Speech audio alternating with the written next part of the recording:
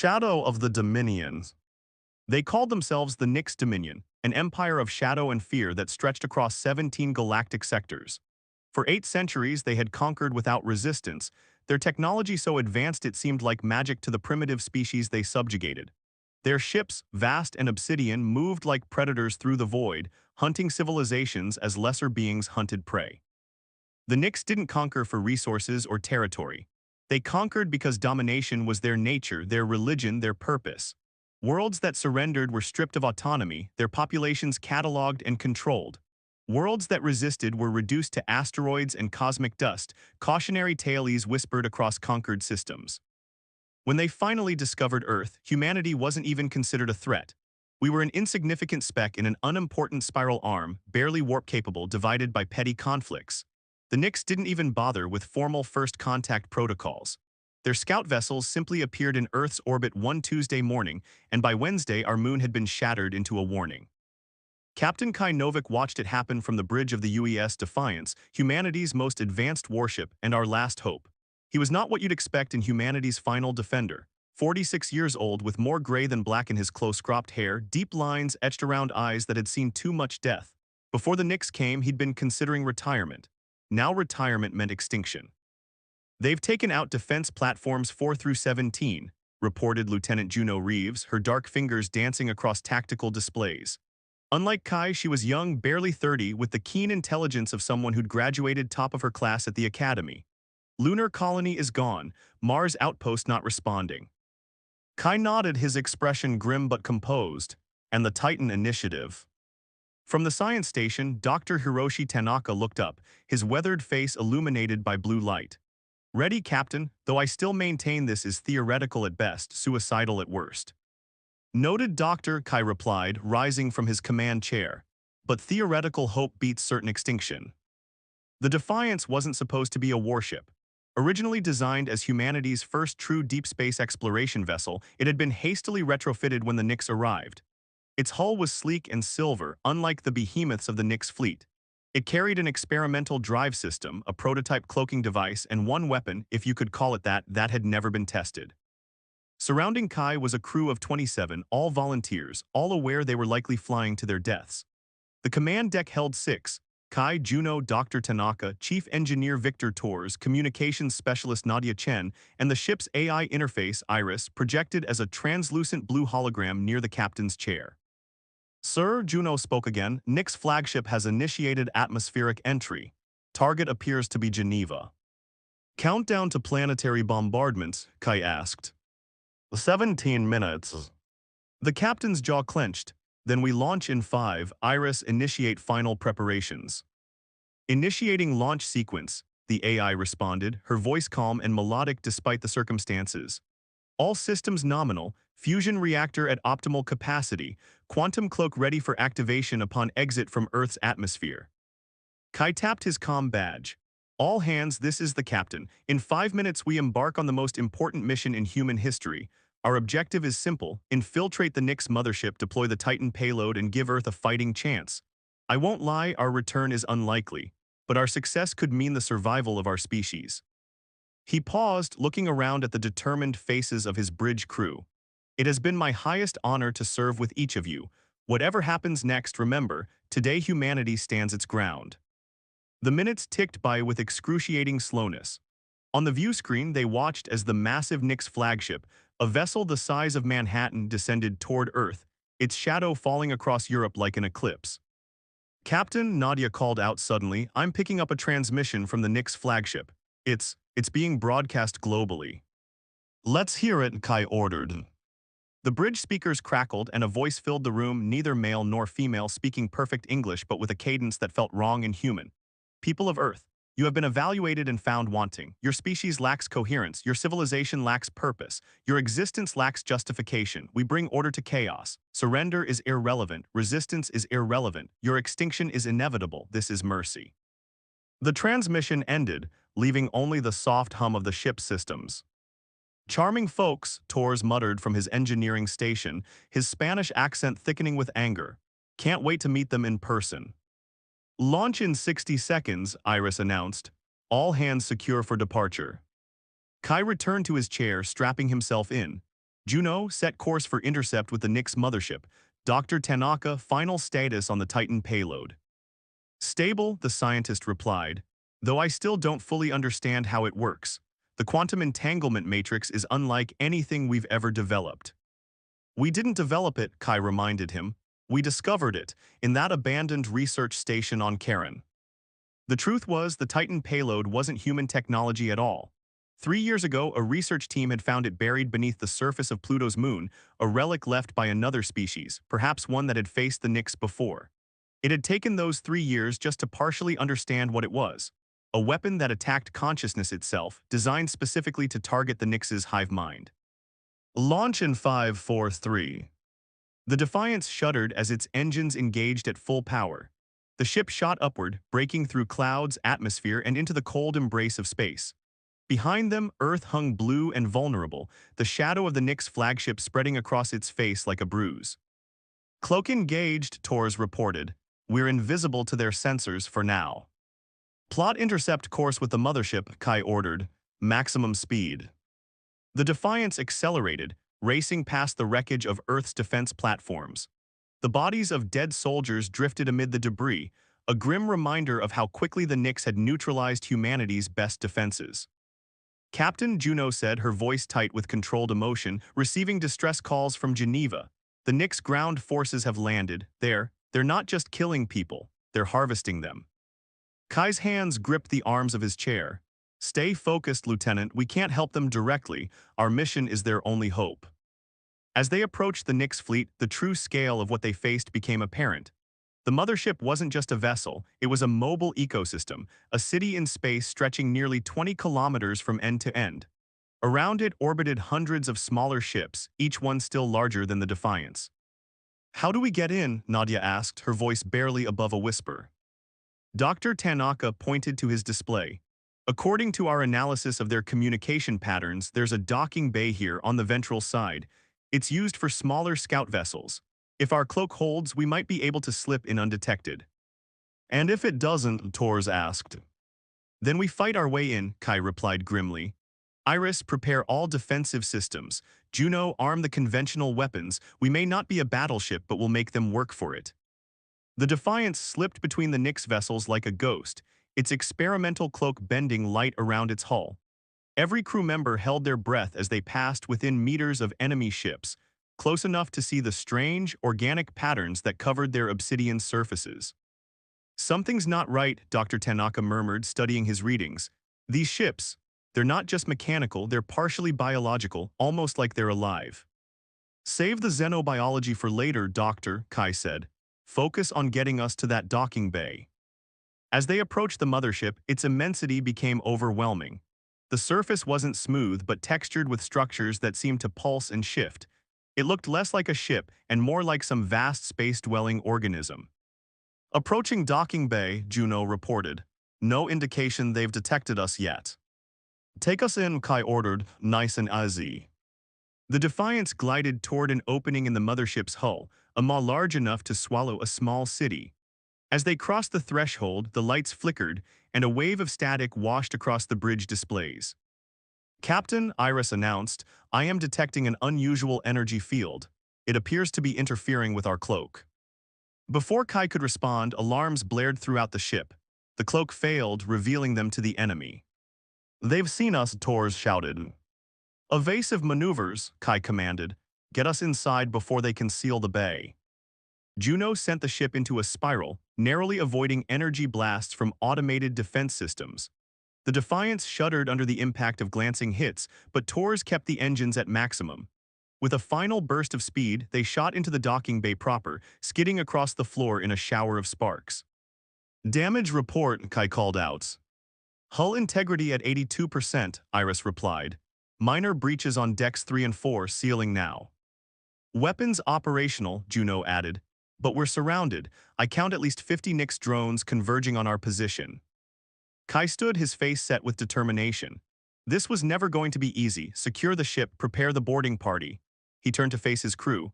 Phase 1 complete, we're inside, now comes the hard part. We find the neural core, plant the Titan payload, and show these bastards that humanity doesn't go down without a fight. Outside the viewports, they could see the Nix swarming toward them, tall, spindly figures with too many limbs and faces that seemed to shift and change with every movement. The interior of the mothership pulsed with eerie blue light, the walls themselves seeming to breathe. "Ready the Titan payload," Kai ordered Dr. Tanaka, "and pray to whatever gods you believe in that it works." As they prepared for the dangerous journey through the living ship, one thought united the crew. They were humanity's last hope, and they would not fail. Heart of Darkness. The interior of the Nyx mothership defied human comprehension. Captain Kai Novik led his strike team through corridors that seemed to breathe, walls that pulsed with bioluminescent veins, and floors that shifted beneath their boots like living tissue. The air itself felt wrong, too thick, carrying strange scents that triggered primal warning signals in the human brain. "This isn't a ship," Dr. Tanaka whispered, scanning the undulating surfaces with his handheld device. "It's an organism. These aren't corridors, they're arteries." The strike team consisted of 6: Kai, Juno, Dr. Tanaka, Tors, and 2 security specialists, Corporal Zhen Wei and Sergeant Marcus Jackson. Each wore a lightweight exosuit equipped with a personal shield generator and carried weapons that seemed woefully inadequate against the vastness surrounding them. "Iris, maintain connection," Kai ordered through his comm. "Any change in the Titan payload?" The AI's voice came through with noticeable static. "Connection unstable, Captain. Titan payload remains secure, but there's something interfering with my systems. This environment contains technological elements I cannot classify." They moved deeper, following the neural pathways Dr. Tanaka had identified from their initial scans. The plan was simple in theory: reach the neural core at the heart of the mothership and deploy the Titan payload. In practice, they were navigating a maze that seemed to rearrange itself with each passing minute. "Movement ahead," Zhen reported, raising her pulse rifle. The corridor ahead widened into a chamber where dozens of Nyx drones worked at stations that grew organically from the floor. The aliens moved with unsettling grace, their elongated limbs bending at impossible angles. Their bodies were tall and slender, covered in a chitinous exoskeleton that reflected the ambient blue light. Where faces should be, they had only smooth, featureless surfaces with 5 glowing points arranged in a pentagonal pattern. "We need to find another way," Kai whispered, pulling back. "Too many to engage." As they retreated, Juno studied her tactical display. "There's another pathway 2 levels down. It's narrower but might lead us closer to the core." Before they could change course, a high-pitched tone echoed through the corridor. The team froze as every Nyx drone in the chamber suddenly ceased movement, their glowing facepoints brightening intensely. "They know we're here," Tors hissed. "Run," Kai ordered. The team sprinted back the way they came, pulse rifles firing at the drones that now pursued them with terrifying speed. Jackson went down first, a Nyx tendril piercing his shield and wrapping around his leg. He screamed as it pulled him backward. "Jackson," Zhen turned to help, but Kai grabbed her arm. "We can't keep moving." The corridor behind them filled with drones, moving not as individuals but as a coordinated swarm. Kai led his team down a maintenance shaft, descending deeper into the living ship. The texture of the walls changed, becoming more vein-like, pulsing faster. "We're getting closer to something important," Dr. Tanaka said between labored breaths. "These structures, they're carrying more energy." They emerged into a vast cathedral-like space, so large that the ceiling disappeared into darkness above. Suspended throughout were thousands of translucent sacs, each containing what appeared to be a sleeping Nyx. "Gestation chamber," Tanaka murmured in horrified fascination. "They're growing them." "Keep moving," Kai ordered. "Stay close to the wall." As they edged around the chamber, a new sensation washed over them, a pressure inside their skulls building steadily. Juno stumbled, crying out as she pressed her hands against her temples. "Captain, something's in my head." The psychic assault hit them all at once, a flood of alien thoughts, emotions, and memories. Kai saw Earth burning, humanity enslaved, the future erased. He heard voices speaking in languages no human throat could produce, felt the cold certainty of the Nyx collective consciousness judging humanity and finding it wanting. Tors collapsed to his knees, blood trickling from his nose. Zhen fired wildly at shadows, her eyes unfocused. Only Dr. Tanaka seemed partially resistant, gripping his scanner with white knuckles. "It's a defense mechanism," he shouted. "The ship's trying to break our minds." Kai fought through the mental fog, drawing on decades of discipline. "Focus. Remember who you are. Remember Earth." He dragged himself to Juno, whose eyes had rolled back in her head. Lieutenant Juno, focus on my voice. Something in his tone cut through the psychic noise. Juno blinked, awareness returning. Together they helped Tors and Zhen back to their feet. The neural core must be close, Tanaka said. This is their last line of defense. They pressed on, each step a battle against the voices in their heads. The corridor narrowed, then opened into a smaller chamber dominated by a pulsing crystalline structure suspended in a column of energy. Tendrils of bioluminescent tissue connected it to the ceiling and floor, creating a web of light that shifted in hypnotic patterns. That's it, Tanaka whispered, the neural nexus. The consciousness of the entire Nyx dominion flows through that crystal. Kai approached cautiously. How do we deploy the payload? Tanaka removed the Titan device from his pack, a small spherical object covered in symbols no human had fully deciphered. According to our best understanding, it needs direct contact with the core. Those energy fields will fry us before we get close, Tors warned, checking his scanner. The psychic pressure intensified, sending spikes of pain through their skulls. Images flooded Kai's mind, his dead wife, his estranged son, every failure and regret he'd ever experienced, amplified and twisted. They're trying to break us, he grunted, make us turn back.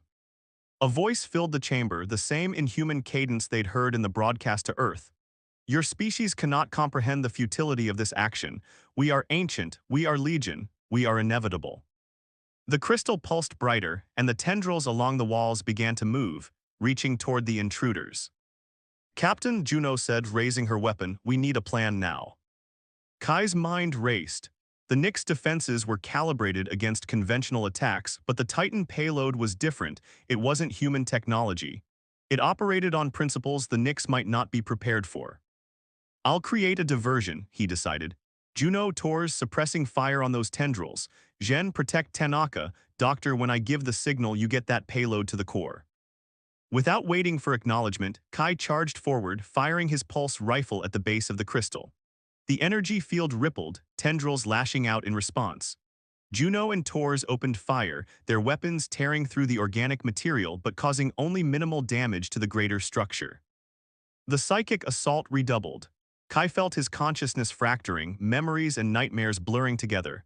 He pushed through, reaching the edge of the energy field surrounding the crystal. Now, Doctor, he shouted. Tanaka rushed forward, the Titan payload clutched against his chest. A tendril whipped toward him, but Zhen intercepted it, her shield shattering under the impact. She cried out as it threw her against the wall. Tanaka reached the energy field. His suit began to smoke, circuits overloading. With a final effort, he hurled the payload through the field. It passed through, connecting with the crystal's surface. For a moment, nothing happened. Then the payload activated, its surface glowing with symbols that matched those on the crystal. A high-pitched tone filled the chamber, building in intensity until it became painful. The crystal's pulsing changed rhythm, becoming erratic. The tendrils thrashed wildly. The psychic pressure in their minds transformed from an assault to a cacophony of confusion, and something new, something no human expected to sense from the Nyx. Fear. It's working, Tanaka gasped, staggering back. The payload is rewriting their collective consciousness. The crystal's glow changed from blue to a swirling mixture of colors. Throughout the chamber, the organic walls began to convulse. Alarms sounded, echoing through the entire ship.